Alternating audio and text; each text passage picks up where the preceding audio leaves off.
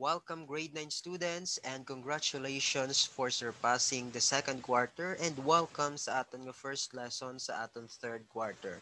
But before anything else, let me greet everyone a happy new year to each and every family of yours. So kabay pa kung tani nga na-enjoy ninyo ang Christmas, kag na-enjoy ninyo ang inyong vacation sa pag-celebrate sa aton nga New Year. So to start with our lesson this morning, may I request everyone to please close your eyes for our prayer kay mangayo kita sang pasalamat sa atong blessings sa mga blessings nga aton nabaton kay Lord Jesus Christ. Heavenly Father, madamo gud nga salamat sa gift of life nga imo ginhatag sa tagsa-tagsa. Madamo gud nga salamat again sustain mo kami sang year 2020 nga kung sa diin safe kami gihapon nga gin sustain mo gid kami sa amon nga mga needs nga kung sa diin kinahanglanon gid namon sa pag-survive sang amon nga challenges sa kabuhi despite ara kami gihapon in the middle of COVID-19 pandemic. Kag thank you also Lord Jesus Christ for always keeping us safe against the calamities nga nag-alabot sa amon pungsod kag sa iban pang pungsod sining kalibutan. Madamo nga salamat nga sa diin stay safe lang gid kami gihapon. As we start with our lesson this morning, Lord Jesus Christ, nagapangayo gid kami sang pasang kaalam sa nga amon pagagamiton agud maintindihan ang amon lesson sa sini nga adlaw. Kagkabay pa kung tani nga magapadayo ng imo blessings kag nagapangayo kami sang kapatawaran sa amon nga mga sala kag sa sala pa nga amon mahimo. This we ask in Jesus' name we pray. Amen. Okay, class, our Bible verse of the week is taken from the book of Exodus, chapter 20, verse 3. Thou shalt have no other gods before me. Tandaan gid naton guys nga ang aton Ginoong Dios is isa lang gid. Ara man kita sa nagakalain-lain nga sekta sang aton religion, mapa-Catholic ka man, mapa-Baptist, mapa-Adventist or mapa-Iglesia and any other religion nga kung sa diin ka man nabilong, nga kung sa diin sa pamatyag mo dira kaya nagtuo nga dira gid yan na mold ang imo pagtuo kag pagkilala kay Ginoong Hesukristo, wala gid ina siya problema, wala sang question kay wala gid sang religion nga makaluwas sa imo kundi ang imo pagtuo sa kay Jesus Christ. Tandaan gid naton nga maski sari-sari aton religion, ang Ginoo nga aton ginatuuhan is isa lang man gihapon. We are in a different starting line but ara kita sa the same finish line. Kag amo ina ang aton pagtuo, pagdayaw kag pagbaton kay Hesukristo bilang aton manluluwas. We are all Christians nga kung sa diin nagapati kita nga malapit na ang pagbalik ni Hesukristo. Tandaan gid naton nga ang atong Ginoong Dios isa lang. Hindi kita kinahanglan magtuo sa mga santos-santos, hindi naton pagtuuhon ang aton nga mga idols gid nga ang iba daw nag-addict na sobrahan na sa pag-worship nga daw ginatuo na nila ang ilang idols nga isa laman kataho nga daw ginakabig na nila as ilang nga Dios nga kung ano ang ihambal ginasunod nila. Tapos hindi kita magtuo sa mga kahoy, sa mga tanom kag sapat nga kung sa diin hasta subong may mga taho gid nga nagahimo sina kay kabalogid kita nga ang aton Dios ya isa lang gid. So amo gid ang aton pagatandaan, we may be in a different religion or sekta, still ang aton Ginoo nga ginatuuhan isa lang man gihapon. Okay guys, as we start with our lesson this third quarter sa first week naton, we are going to discuss all about quadrilaterals. I know that you are all familiar from the word quadrilaterals. So these are four-sided polygons. So para ito maintindihan, aton siya i-identify. Magsiling kita quadrilateral, it is any four-sided polygon, though all quadrilaterals share one thing in common. Ang tanan nga quadrilaterals are any four-sided polygon. May ara lang gid siya, isa ka common. The number of their sides and vertices. May sides na sila, kag may vertices na sila. Ang number of sides nila, apat lang gid na siya. Ang number of vertices nila is apat man. Amo na ang pinaka-common sa ilang nga tanan. Kaya nga, ang aton quadrilateral, wala sila nga isa lang ka shape. Basta tandaan naton, this is any four-sided polygon. Kag ang nagapa-common lang gid sa ila is ang number of sides nga apat ka bilog, ang number of vertices man nga apat ka bilog. they still possess some distinct characteristic that make them different from one another. Kaya nga guys, ang aton nga mga quadrilaterals, may mga characteristics na sila nga hatag sa ila sang ila differences that makes them unique with each other. So first aton isugataon kag aton nahibaluon ang isa sa mga quadrilateral kag I know familiar gid kamo sa ginatawag nga parallelogram. So ang characteristic ni parallelogram, so ari sa aton illustration, we have opposite sides are parallel. So may duha ni siya ka opposite sides nga parallel. So ang ini nga side kag ang ini nga side, this is opposite sila nga duha, they are parallel. Another side, kag ang opposite niya nga side diri sa piak, they are also parallel. Tandaan naton nga ang parallel lines sa Euclidean geometry, tandaan gid naton ha, sa Euclidean geometry. Amo na siya ang ginagamit naton sa mathematics when it comes sa geometry, Euclidean. In honor na siya kay Euclid as one of the founder and one of the proponents ng aton geometry. Magsiling kita sa Euclidean geometry, ang parallel lines, wala gina siya gamet maski ano naton ka-extend. Tandaan naman naton niya nga kung sa non-Euclidean, kung nakabasa ka mo sa post na kon, kag if you have interested man kung paano nga anangin sa nga sa non-Euclidean nga nag-intersect iya ang parallel. So pwede tagid ka mo hatagan sang copy sang nabasa ko nga research paper.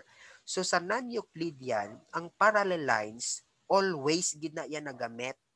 Wala na sila nagamit sa plane pero nagasmet na sila sa space curvature. Nakadepende man na siya sa space curvature.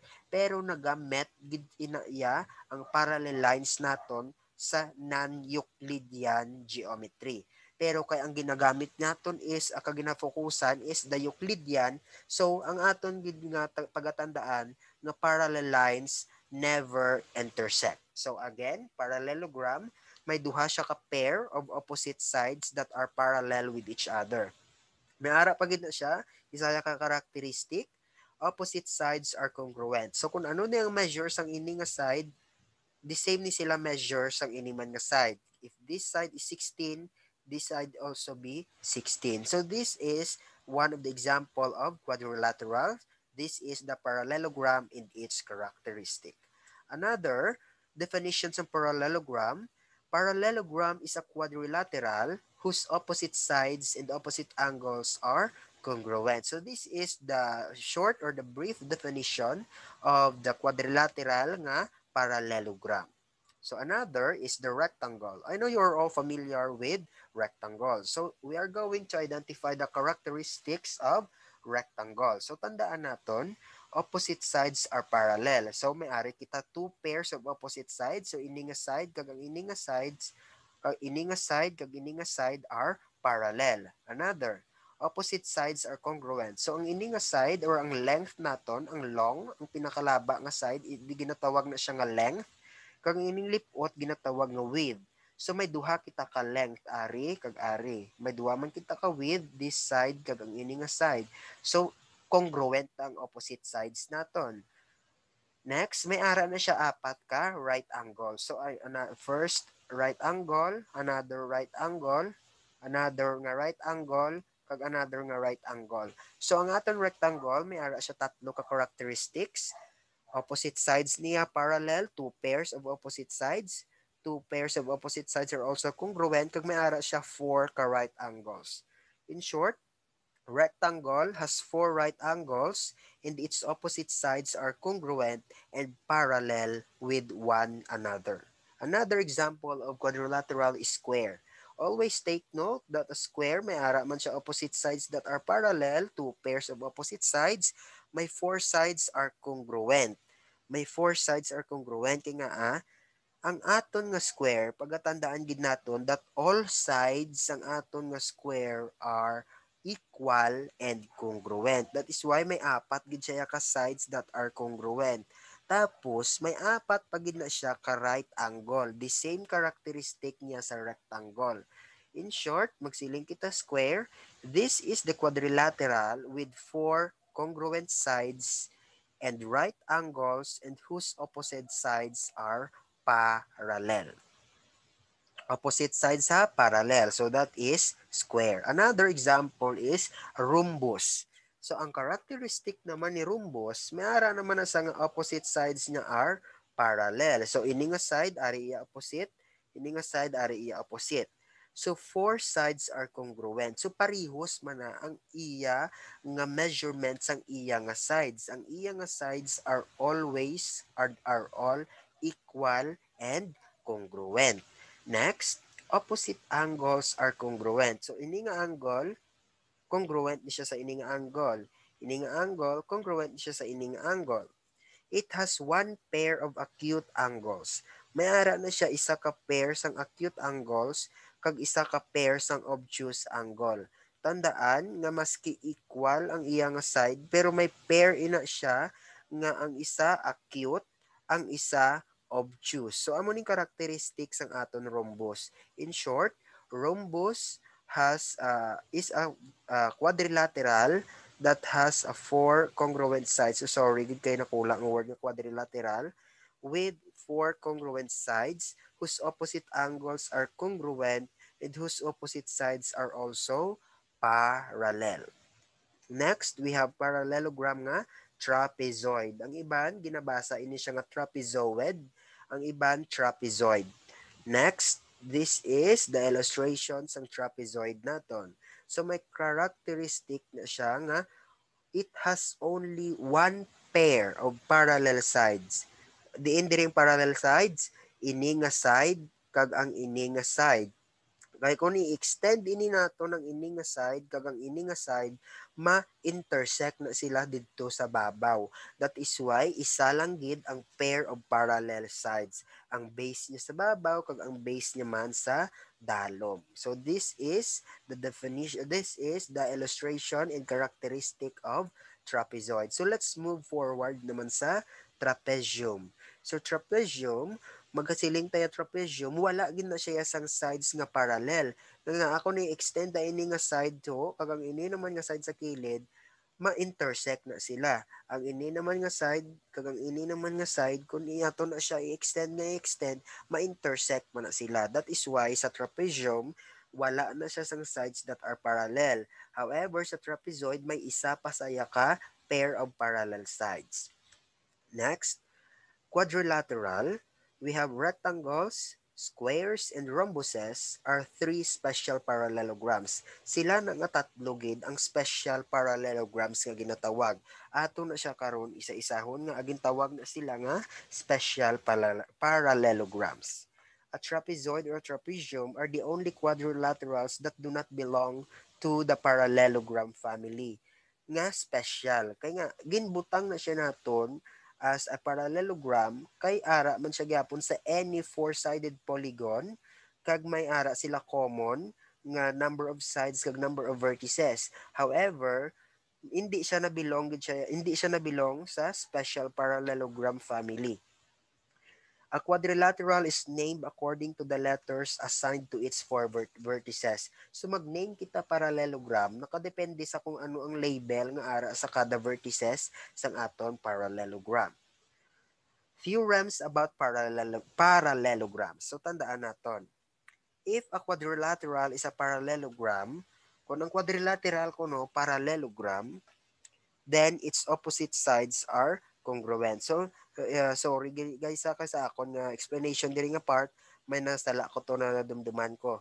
Tandaan naton nga ang rectangles, squares, and rhombuses, amo ni sila ang tatlo ka special parallelogram. Wala na daiya na belong si trapezoid kag si trapezium.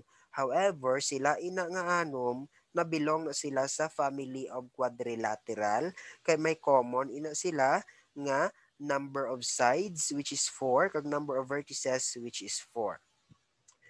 So, if a quadrilateral is a parallelogram, then its opposite sides are congruent. So, ari ho, ang side QR and side PS, may arat na ko symbol nga ginbutang, ga-represent na sila nga they are congruent, kay opposite sila. For example, this is the label. Pwede ni siya mangalanan nato nga quadrilateral PQRS.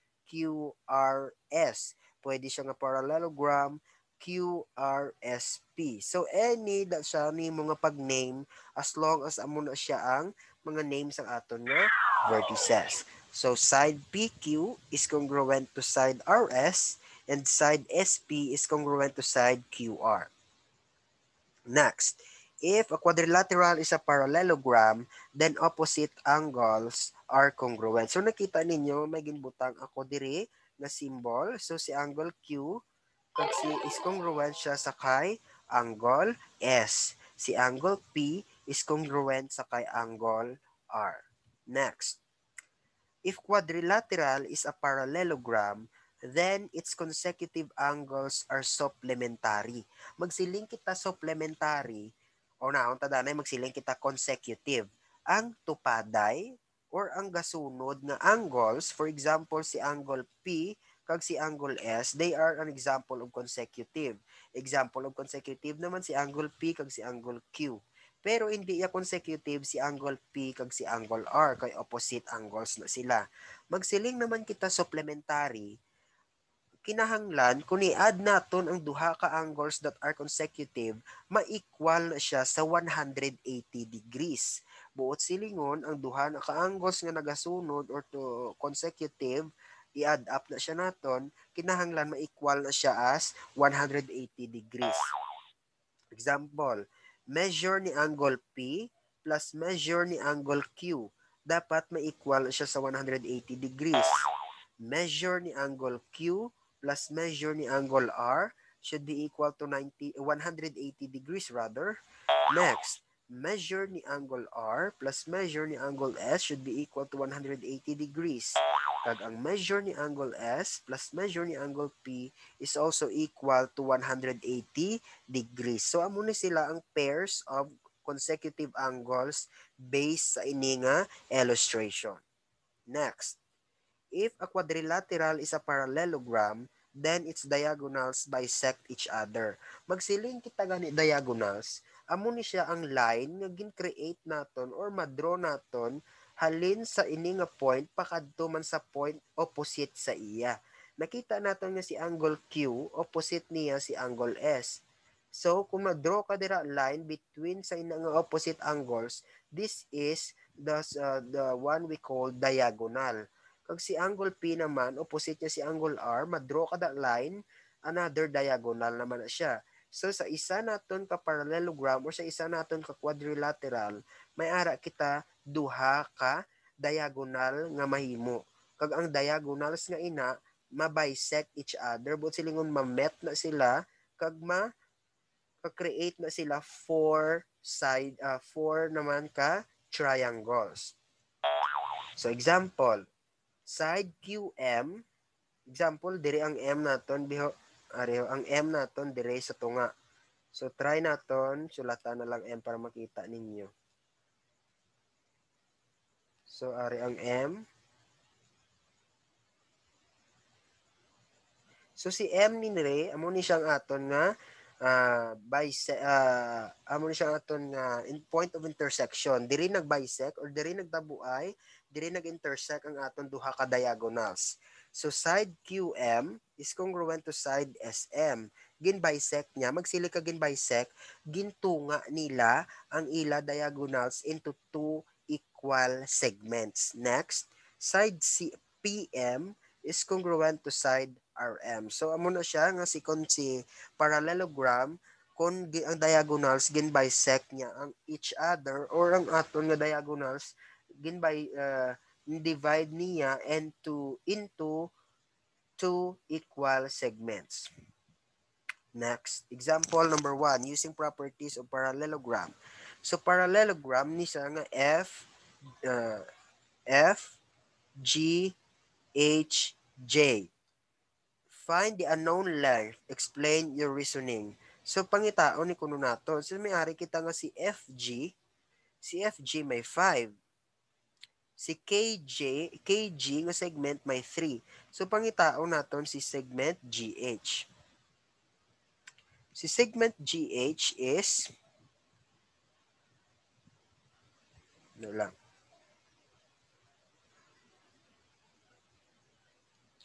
Si segment GH is also 5 man na siya. Kaya nga si GH ng tawa, opposite na sila ni segment FG.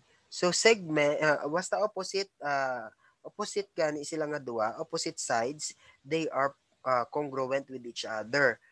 GH is equal to FG. So opposite sides of a parallelogram are congruent. So kung si FG nga segment is 5, therefore si segment GH is also 5 since they are opposite sides of parallelogram. Next, GH is equal to 5. Substitute lang siya naton sa aton diri nga problem. So next naman nga pangitaon naton is si JK. Si JK naman, ang number 2 naton is equal siya kay GK or kay KG. Again, si JK equal ni siya kay KJ or kay GK. Kay diagonals of parallelogram bisect. But sila yung bisect, gintunga ya into two equal segment. So kay igintunga sila, but sila yung kung 3 dire, so 3 man na dire ang measure ni JK. So i-substitute lang naton si 3. Number 2, PQRS is a parallelogram. Find the value of x. So may-ari kita 3x degrees kag may-ari kita 120 degrees. So consecutive angles ni siya. Tandaan nga ang consecutive angles kinahanglan supplementary. In short, kung i-add nato ng 3x kag ang 120, dapat ma-equal siya sa 180 degrees. In short, measure ni angle S plus measure ni angle R should be equal to 180 degrees. That is why ari na siya na akong ginbutang. Nakabutang na siya nga consecutive angles of a parallelogram are supplementary. So 180 degrees. Next, ano ang measure ni angle S? Nakita naton is 3x degrees. So substitute 3x plus measure ni angle R. So ari si measure ni angle R 120 degrees. So substitute si 120 degrees sa measure ni angle R, then equal siya sa 180. Bring down lang siya since they are supplementary. Next, ang himuon naton is ma-combine like terms kita. So may ari kita 120 kag 180. Si 120 nga positive, i-transpose ni siya naton diri sa left side kay pareho sila term ni 180. Kay positive diri si 120, kung i-transpose na siya naton, mahimo na siya negative 120. In short, 180 minus 120, amo na nga nag-60. Bring down lang si 3x. So 3x equals 60. So i-divide naton both sides by 3. Or kung ano na dire ang number or ang coefficient sa tupad sang aton variable x, amo nang i-divide ta both sides para makuha ang value ni x. So 60 divided by 3 is 20. Kaya nakuha na naton ang 20, i-substitute lang na siya naton diri sa aton x. Ang value sa aton x is 20. So 3 times 20 is 60. 60 plus 120 is equal to 180 degrees. That is why consecutive angles of parallelogram are supplementary. Example, given parallelogram naton is ABCD. I-prove naton nga si side AB is congruent siya sa kay side CD kag si side AD is congruent kay side CB. Ari ang aton nga mga statements. So pangitaan naton reasons. Statement number 1. ABCD is a parallelogram. So that is given. Ara siya sa aton given.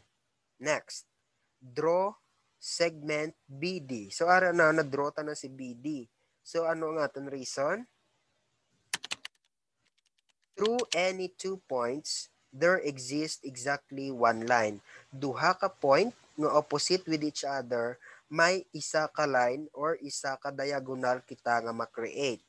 Statement number 3. AB is parallel to CD. Parallel gid man si AB kag si CD, kag si AD is parallel man siya sa kay BC or sa kay CB. Ano nga rason?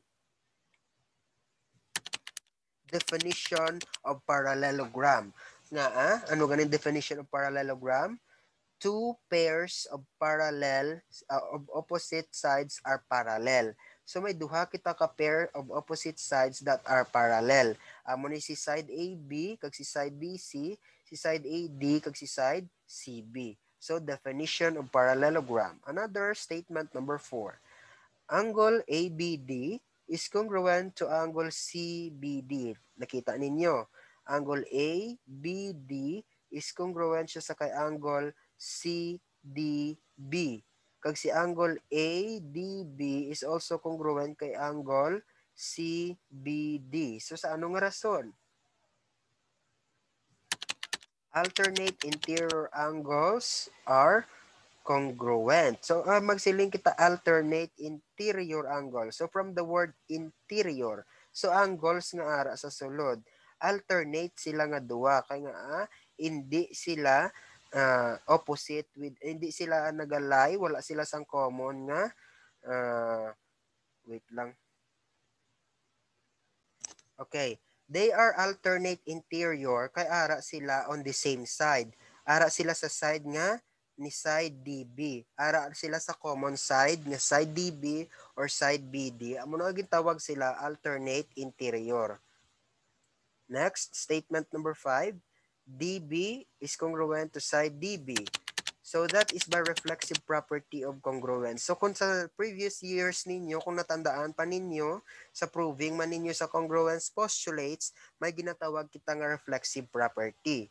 Ano na si reflexive property? Hatag ninyo example ang kaugalingon ninyo. Maatubang kamo sa espiyo or sa mirror, kay sino itsura inyo makita? Hindi bala inyo itsura. Daamo man na siya sa aton diri sa geometry. Since DB is incongruent to DB, that is by reflexive property of congruence or simply reflexive property lang. Hindi man na sila nga sa reflexive, kung nagatubang ka sa espiyo, ang imo ang tubang mo, nagwa is kuring or amo. So kung ano ang tsura nga gintapat mo sa espiyo, amo man na siya ang makita nimo. So number 5 is being proved by reflexive property of congruence. Number 6. Triangle ADB is congruent to triangle CBD. So sa ano na siya naton ma-prove? Ma-prove na siya naton by angle, side angle, congruence, postulate. Tandaan lang taon naton. Triangle ADB is congruent to triangle CBD. So, gin-prove lang ni naton yung theorem naton ng mga examples. So, that is proven by angle side, angle, congruence, postulate. Next, ang i-prove naton, ang i-prove gidya naton is ang segment AB is congruent to segment CD kag si segment AD is congruent to segment CB. So, sa ano na siya nga rason? CPCTC. Magsiling kita CPCTC, corresponding parts of congruent triangles are congruent. Kay may duha kita ka triangle. Ano ina sila? Ang triangle ADB kag si triangle CBD. Amo ning duha naton ka congruent triangles. So si segment AD, ang corresponding niya nga side is si segment BC. Si segment AB, ang corresponding niya nga side is si segment DC. Si segment DB is corresponding side na niya man si segment DB or iya itself by reflexive property. That is why ginprove naton nga ang ina nga mga segments or ina nga sides are congruent by corresponding parts of congruent triangles are congruent. Again, magsiling kita CPCTC, corresponding parts of congruent triangles are congruent. So amo lang na siyang aton nga lessons this morning.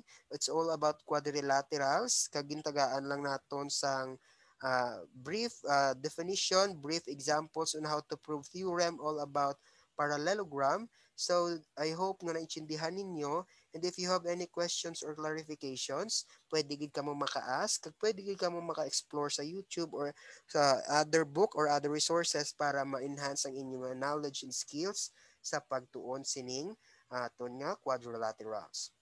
So for your activity, sa ato na lang siya nga next nga video, and if you have questions again, please message me para aton ma-address inyong problem. So God bless everyone and thank you sa pagpamati ug paglantaw sang aton klase sa first lesson sang aton nga klase sa third quarter week 1. So God bless everyone and see you sa next nga video.